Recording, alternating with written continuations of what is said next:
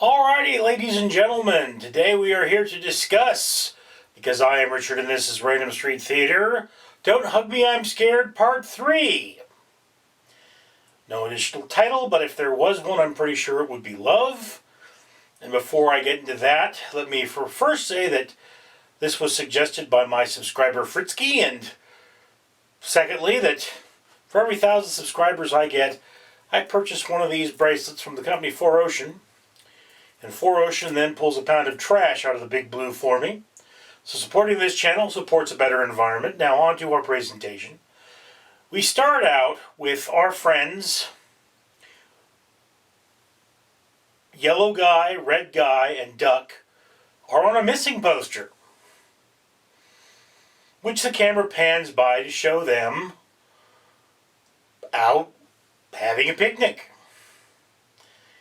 And then, of course, it's a picnic that is disgusting to all of us because it's of raw chicken. And then a butterfly comes up, Duck kills it, and Yellow Guy runs off feeling upset. Instead of going after him, they eat their disgusting raw chicken. Well off in the woods, Yellow Guy meets a butterfly that he thinks is a baby pigeon that teaches him about love, and then tries to indoctrinate him into a cult. Yes. This again is dark and disturbing and weird, but here is a person who doesn't understand love, goes out there and tries to find love. And one of the things that's interesting that supports this is, he says, you have a feeling deep inside. And he goes, 'cause I'm hungry? No, it's love. No. Cults, what they will actually do to brainwash people, and this is a real thing, is they will give you a lot of work to do and not enough food. So you're exhausted and you're hungry, and this makes you very susceptible to suggestion. So as this group tries to indoctrinate Yellow Guy, they give him examples without full answers. They slowly manipulate the context of love until they're focusing on their nightmarish god that eats gravel. Yellow Guy escapes to be reunited with his friends to see a nightmarish slug thing crawl out of the chicken and then get splatted, just the way the butterfly did. A number of things come up here, but the primary theme is just because somebody says, "I love you," doesn't mean they mean it. What you need to do to live in this world is judge people by their actions. I will give you a great example from my own life. My father used to tell me that if it comes between him, his children, and his wife, my stepmother, it would be his children. Okay? His wife would never take him away from his children. His children would always come first. And that was a lie.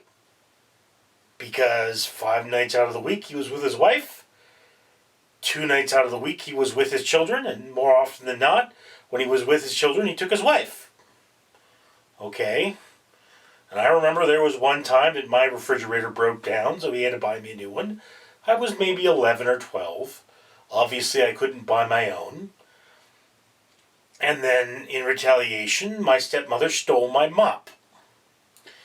And this is one of those situations where, look, you should walk up to this woman and say, "Excuse me, that belongs to my children, not you." She didn't live in the house with me or anything. And when you see your stepmother or your wife stealing from your children, this is grounds for divorce. There were also occasions where my stepmother would tell my father that she loved him. One of these occasions was after she beat him with a bronze table lamp, and he was covered in blood. Yes, just because people say things doesn't mean they mean them. And in this world, we can think we're in love, and it cannot be true, or we can love people that don't really love us back, or, people can say they love us when they're just trying to get something out of us. That's what I get from Don't Hug Me, I'm Scared Part 3. Oddly, there's no talking about the father character, but he certainly, if you look at Part 1 and Part 2, is a character that has probably either never said I love you or certainly never meant it. Anyway, that's just my opinion, and I'd love to hear yours down in the comments below. I'm Richard. Greetings, humanity. I'm Fred the Facehugger here, and I'm here to remind you that Richard, the owner of this YouTube channel, wants to help the world. That's your world, not my world. He's trying to get trash out of the ocean, and he can pay for that only if he gets monetized. So do yourself a favor, like and comment on this video, and get your friends to subscribe. Or else terrible things will happen that I will not have any control over, but then my species will take over the earth. So, yeah. Up to you. Worthless.